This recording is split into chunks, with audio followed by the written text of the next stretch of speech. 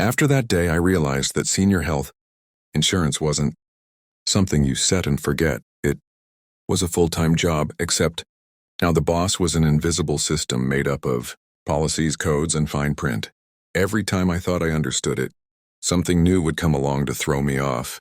There was a whole list of terms that made me feel like I was studying for an exam I never signed up for. Deductible, premium, formulary, coinsurance. I used to be the guy everyone called when their roof leaked or their deck fell apart. Now I was the one lost in a sea of paper, trying to figure out what my own damn coverage meant. The worst part wasn't the bills, and it was the confusion. I'd get a letter saying something wasn't medically necessary. How do they know what's necessary? I remember getting one for a physical therapy session after my surgery. They denied it, saying I'd reached my limit. Limit? My back still felt like a stack of rusty bolts. And they were telling me I'd had enough therapy? I wanted to ask the person writing that letter if they'd ever tried tying their shoes with a spine that feels like it's made of concrete. But you can't argue with a computer-generated denial, so you end up paying or going without. That's the game.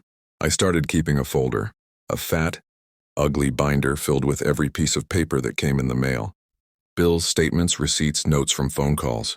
I labeled it Insurance Madness just to keep my sanity. My daughter Lisa tried to help once.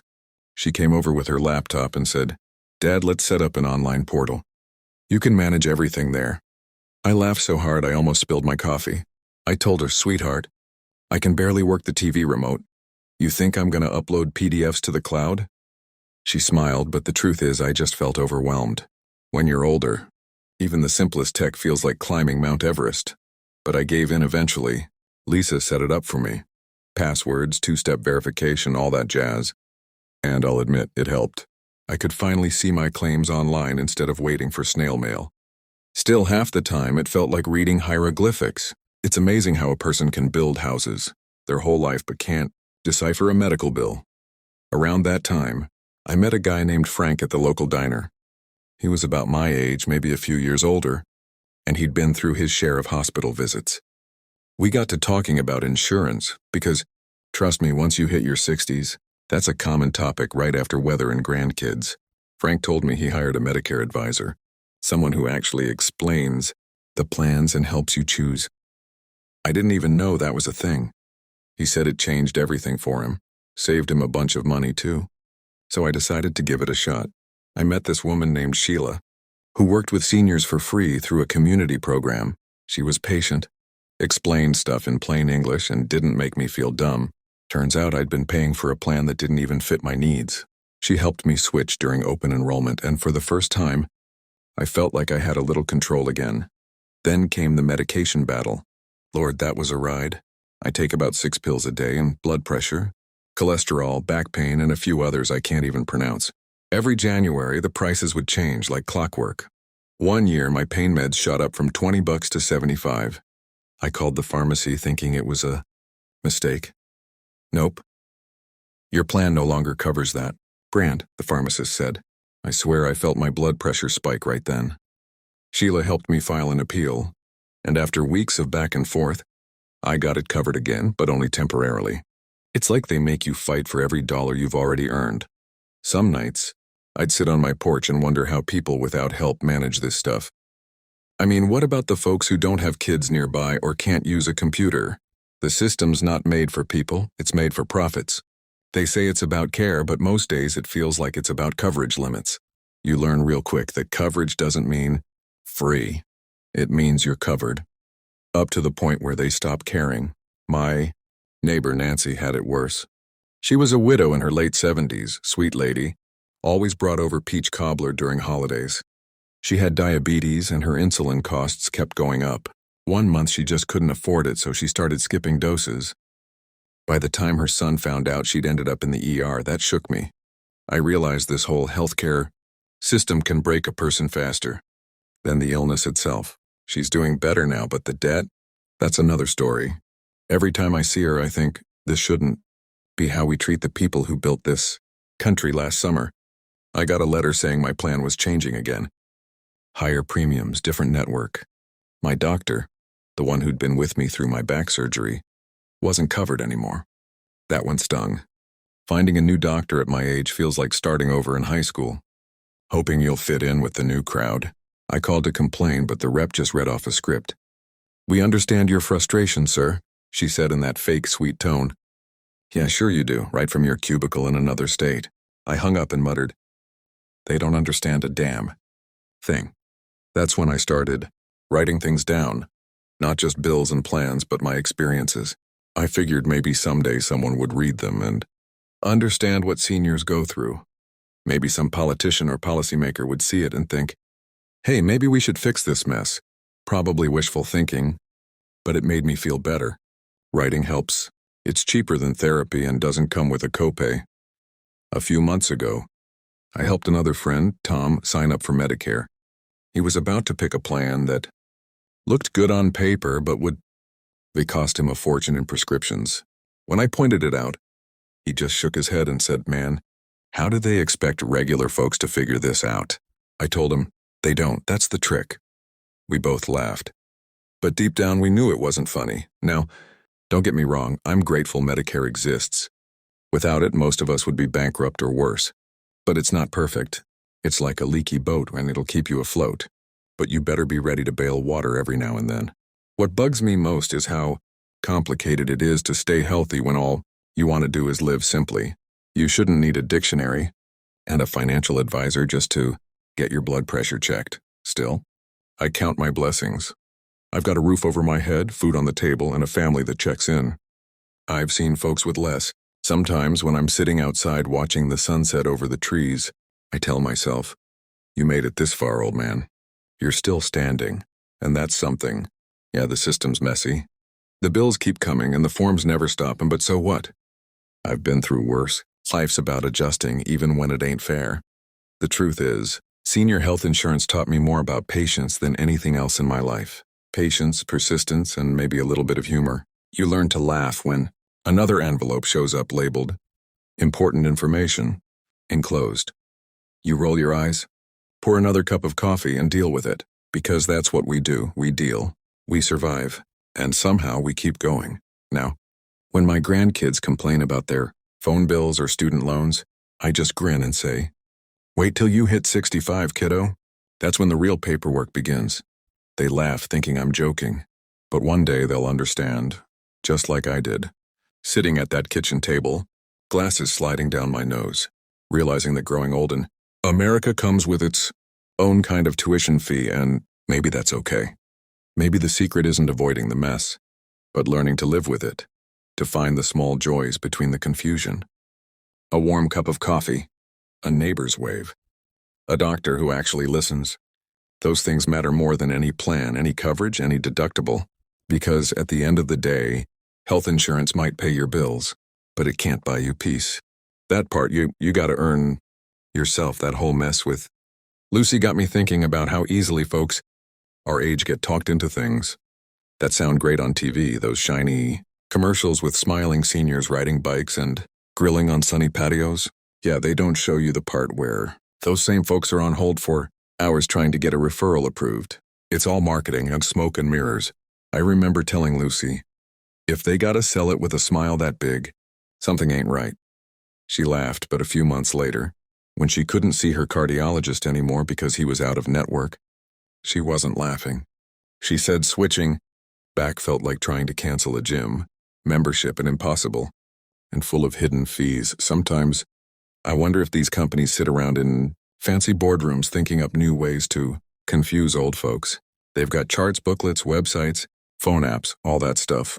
But what we really need is a straight answer. Just tell me what's covered, what's not, and how much it's gonna cost. I don't need the bells and whistles. I don't need wellness rewards or silver sneakers or whatever new buzzword they're pushing this year. I just want to see my doctor without selling a kidney to pay for it. After that whole ER episode, I started feeling more fragile, not just in body but in spirit. Getting old sneaks up on you. One minute you're helping neighbors move furniture, and the next, you're trying to figure out which pill you took this morning. I hated that feeling, like I was slipping from being independent to being managed. Every phone call, every form, every benefits explanation felt like another reminder that I wasn't in control anymore. I used to be the guy who took care of everything, fixed my own car, patched my roof, mowed the yard. Now I was waiting for insurance. Approvals just to get a new pair of hearing aids. My daughter kept telling me to relax. Dad, she'd say, you've got coverage. You're fine. But she doesn't get it, not really. Younger folks still think insurance is there to protect them. They haven't lived through the letters, the denials that this isn't covered surprises. They don't know what it feels like to see your savings slowly melt away over stuff that's supposed to be included. I tried explaining it once, but she just gave me that look, the same one I used to give my old man when he rambled about gas prices in the 70s. Guess that's life coming full circle. A couple months later, I went in for a checkup and my doctor told me my cholesterol was high again. He wanted to switch me to a new medication, said it'd work better and have fewer side effects. Sounded great until I went to pick it up at the pharmacy. $280 for a 1-month supply. I laughed right there at the counter, not because it was funny, but because I didn't know what else to do. You sure that's after insurance? I asked the pharmacist. She nodded, gave me that sympathetic look like she's seen it 1,000 times. I walked out without it, called my doc the next day and told him to give me something cheaper. He sighed and said, I'll see what I can do. And that's when it hit me. Even the doctors are fighting the system right along with us. That same week, I got a letter saying my plan was changing again. New network, new copays, new everything. It's like they wait until you're just starting to understand your plan, then pull the rug out from under you. I sat there staring at that envelope thinking, man, I used to handle blueprints for skyscrapers. Now I can't even decode a damn benefit summary. I almost tossed it in the trash, but I knew better. The devil's always in the details with this stuff. Called customer service. Big mistake. 40 minutes on hold, listening to that fake cheerful music and a recording saying, your call is important to us. Sure it is. Finally, a rep picks up. Her name was Cindy, and she had that chipper voice that sounded like she was smiling through clenched teeth. I explained my situation, asked if my cardiologist was still in network. She paused, clicked around for a bit, then said, I'm sorry, sir. That provider will no longer be covered under your plan after January 1st. My heart sank. So what do I do now? I asked. She gave me a list of new doctors I'd never heard of, all 30 miles away. I hung up and just sat there staring at the wall thinking, this ain't living. This is surviving, but you know what? You adapt. That's what we do. I found a new doctor closer to home. Younger guy, probably around my grandson's age. He was decent, listened more than most. Still, I missed my old doctor. The one who knew my history without checking a screen every 2 minutes. That's another thing about aging. You start losing familiar faces. Not just friends and family, but doctors, neighbors, even the lady at the grocery store who used to know your name. The world keeps moving faster than you can keep up, and you're left chasing it with a stack of medical bills. Around the holidays, I sat down with my church group. We were having coffee and cookies after service, and as usual, the talk turned to healthcare. One woman said she'd been denied coverage for a knee replacement because she was too healthy. Another guy said his wife's insulin had gone up again, and he was thinking about buying it from Canada. We all laughed, but it was that kind of laugh that hides frustration. These are good people, hard workers who did everything right, and still, they're drowning in red tape. I told them about Earl and how his daughter had to fight the insurance company just to get his treatments approved. Everyone nodded. They all had their own version of the same story. Sometimes, I think the system's designed to wear us down, make it complicated enough and people just give up. I've seen it happen. My buddy Harold stopped taking his heart meds for a month because he couldn't afford them and didn't feel like dealing with the phone calls. He said, if it's my time, it's my time.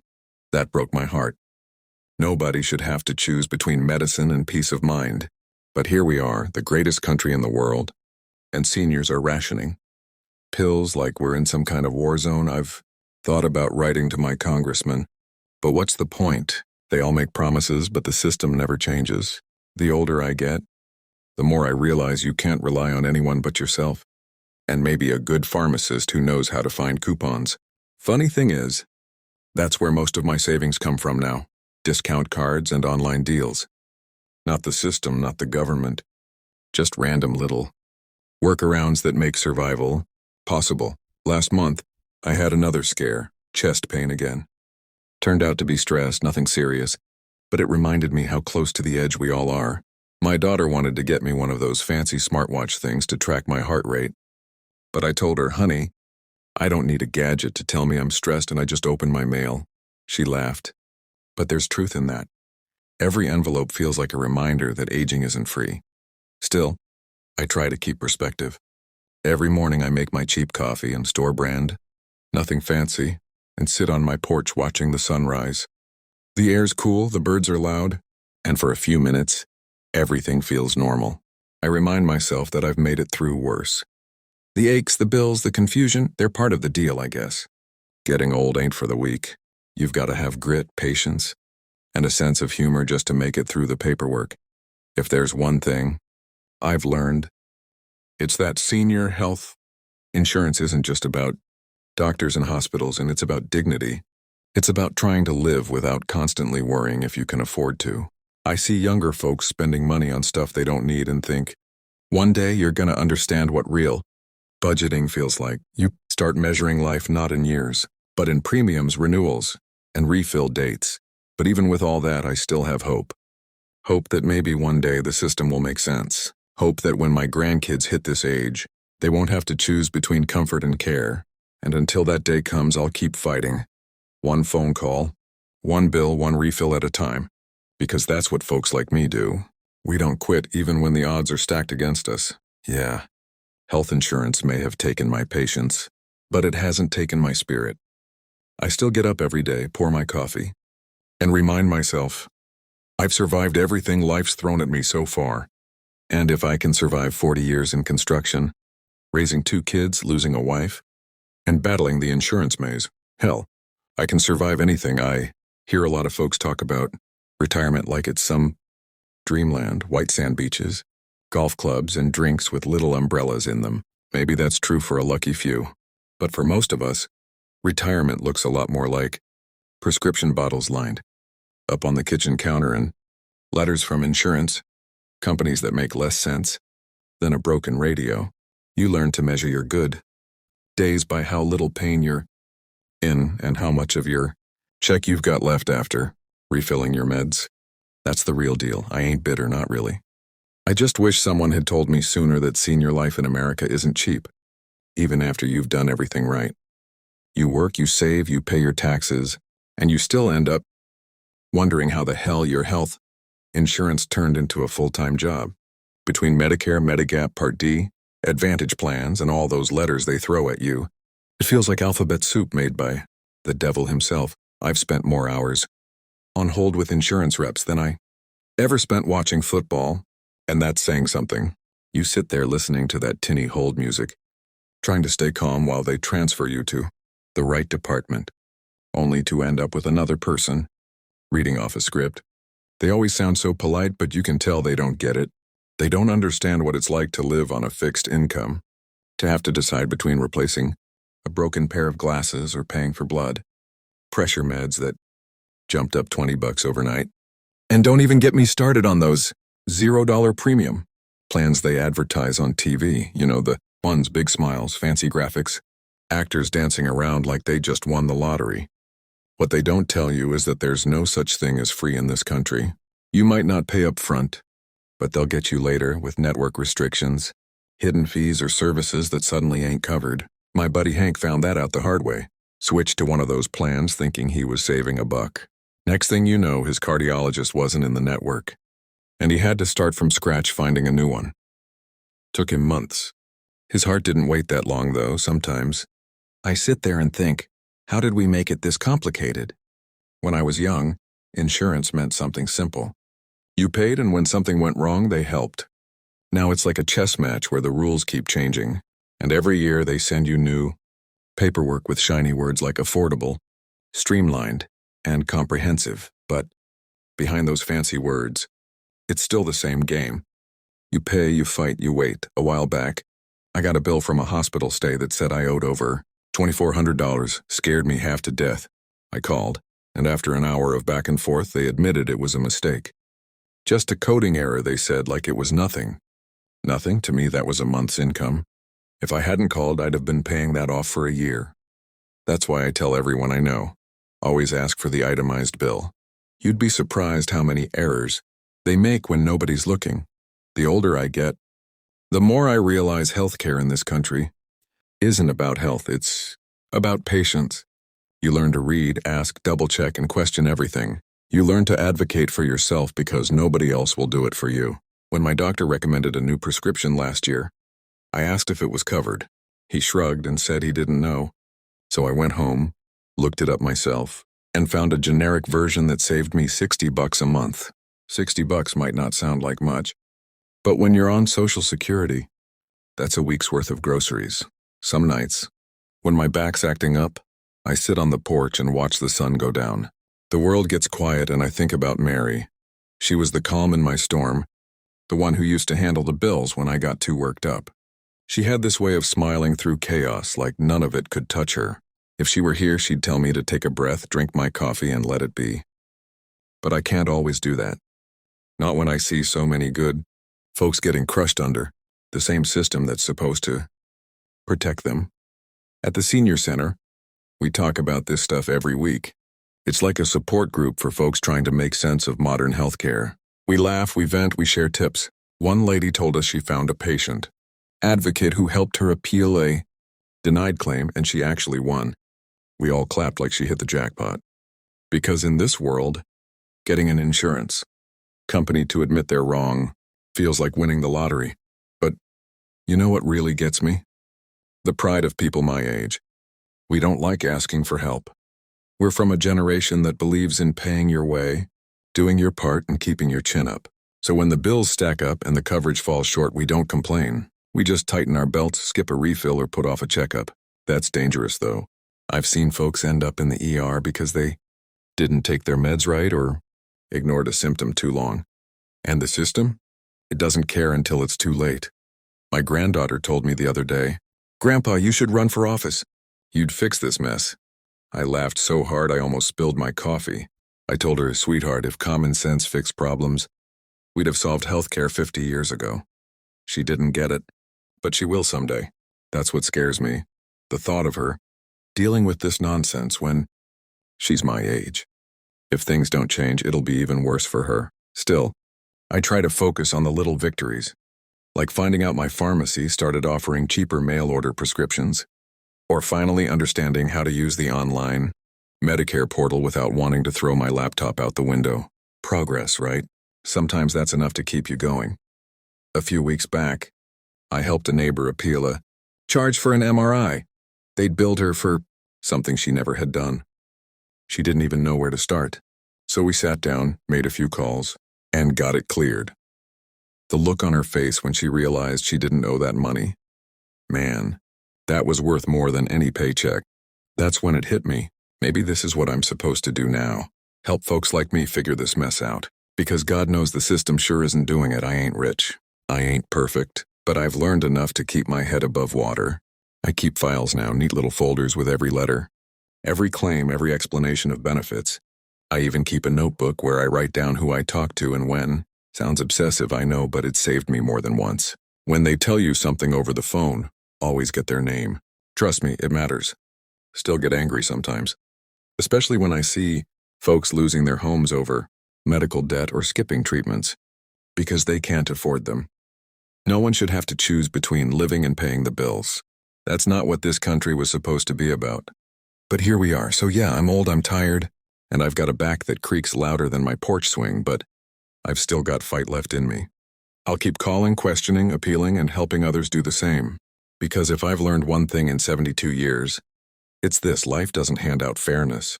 You've got to make your own.